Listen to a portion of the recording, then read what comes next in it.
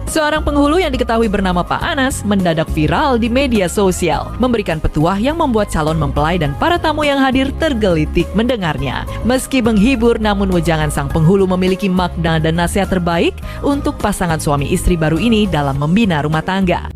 Rasulullah berpesan 4 hal. Ibda bidua inda zawat, awali berdoa sebelum membuat. Sudah hafal doanya, nak? Belum. Hah? Belum. Terus nanti gimana? Rasulullah SAW ketika akan menikahkan Ali bin Abi Thalib berkata begini kepada Ali. Ali, jangan kau sakiti anakku. Bila kau sakiti dia, berarti kau menyakiti aku.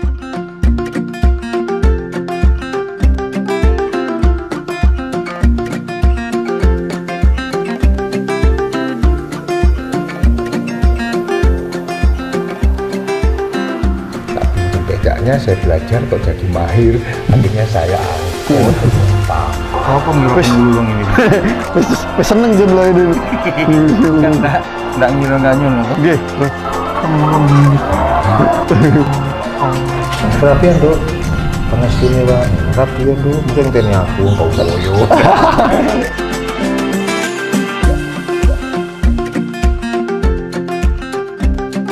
Kita udah sampai tempatnya, beliau lagi di pondok. Kita temuin, kayaknya lagi nyapu orangnya, yuk.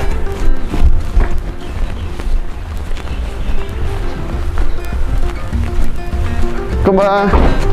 Alhamdulillah. Akhirnya setelah ini Barakallah. bisa ngomong.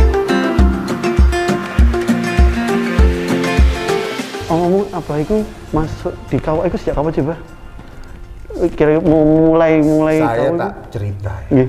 Dulu itu saya hidup dalam keadaan yang berkekurangan dalam ekonomi. 8 bersaudara, semuanya sekolah. Dan kemudian becak itu bukan kebutuhan untuk saya, itu main-main awalnya. Main-main yang menjadi sumbuan.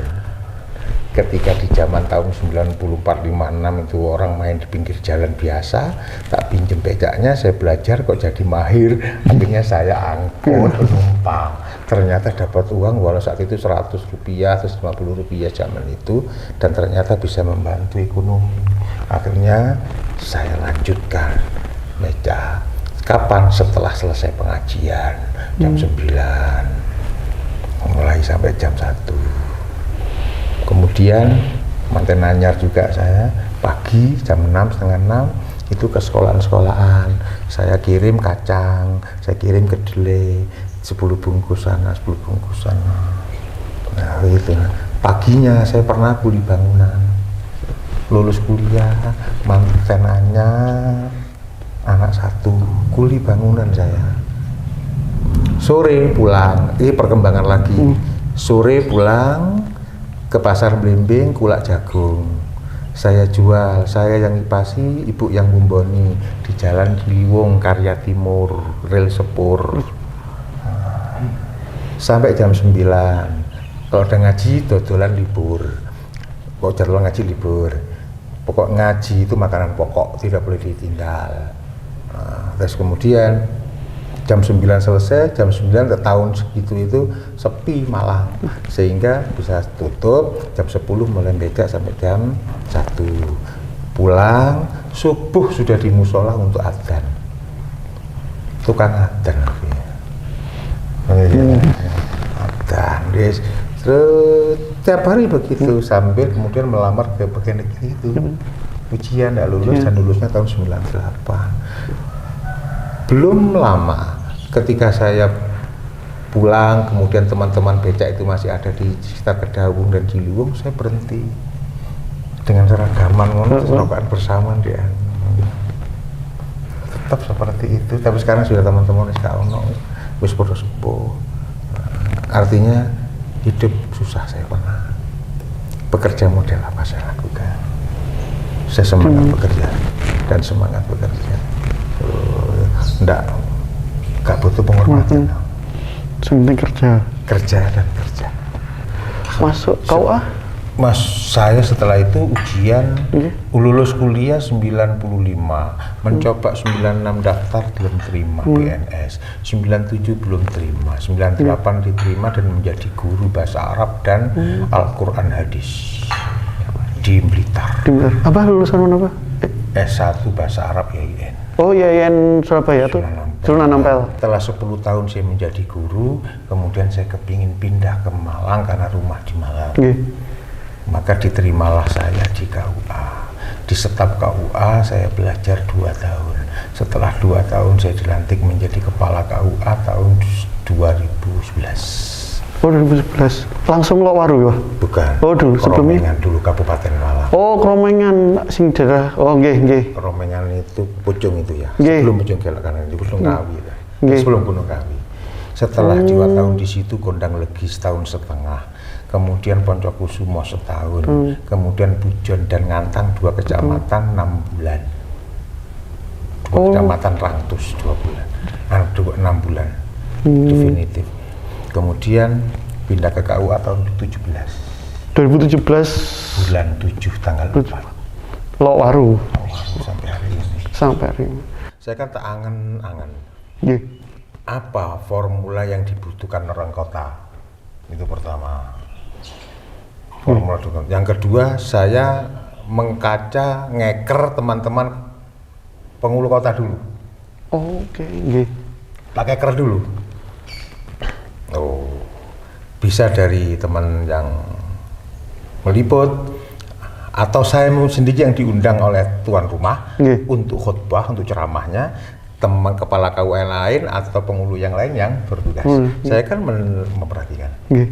Dari cara perhatian itu, saya terus begini, apa yang akan saya suguhkan untuk manten dan keluarga yang sudah jutaan rupiah dia keluarkan, terus nilai di acara akadnya apa ya?